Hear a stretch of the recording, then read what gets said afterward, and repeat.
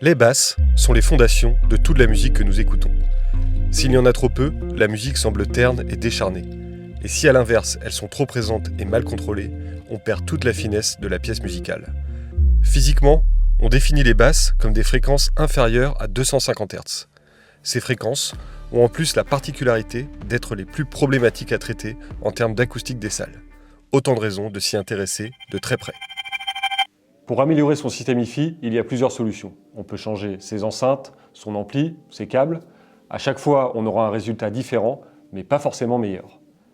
Pourtant, il y a une manière d'améliorer à coup sûr son système, c'est d'y ajouter un caisson de basse. Aujourd'hui, je vais vous parler d'une marque qui s'est spécialisée dans les caissons de basse pour la haute fidélité, c'est Rel Acoustics.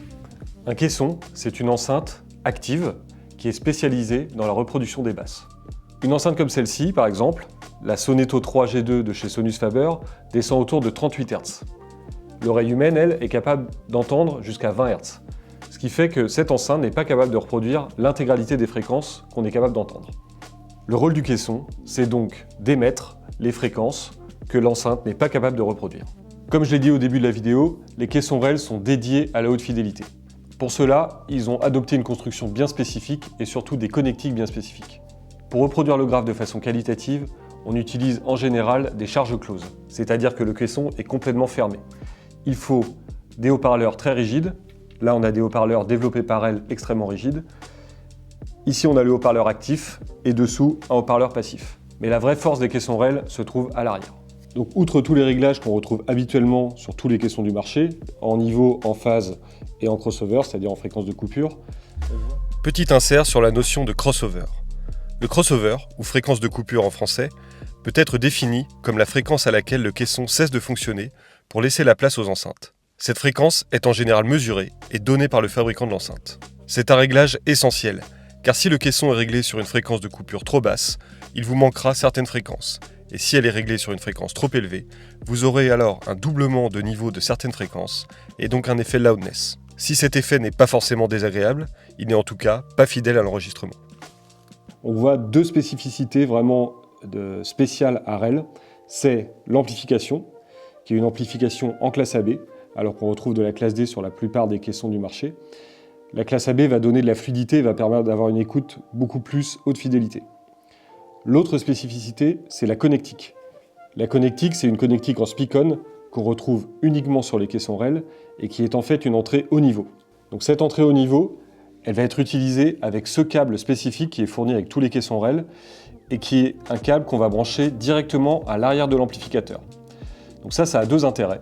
Le premier, c'est que ça vous permet d'avoir une phase parfaite, c'est-à-dire que le caisson et le boomer de votre enceinte vont être parfaitement alignés en phase, et ce qui va permettre d'avoir une image sonore exceptionnelle.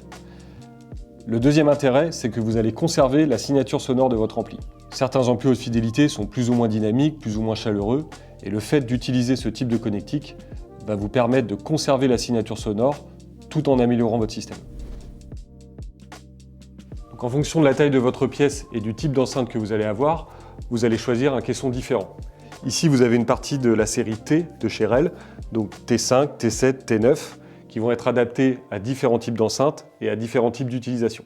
L'idéal pour bien choisir votre caisson, c'est de venir en magasin avec les caractéristiques de votre pièce, de votre système, et nous, on saura vous conseiller le caisson adapté.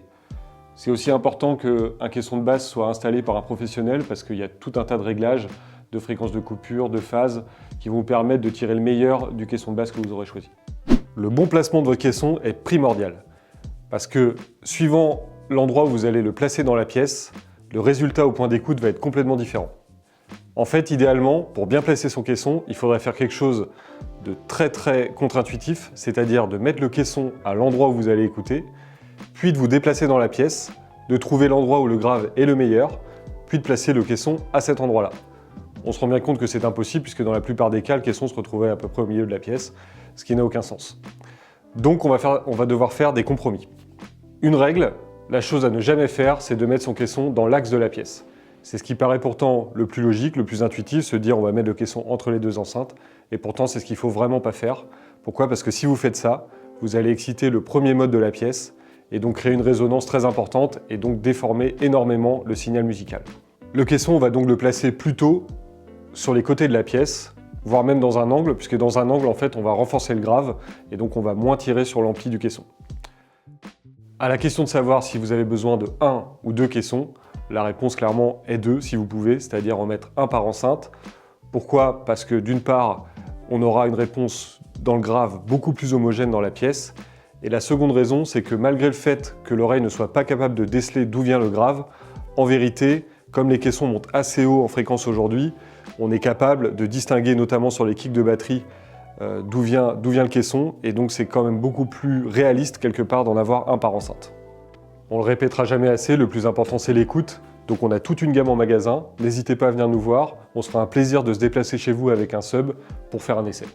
Le 19 novembre, de 14h à 21h, nous aurons la chance de présenter au magasin un système assez exceptionnel. Ce système s'appelle le Six Pack.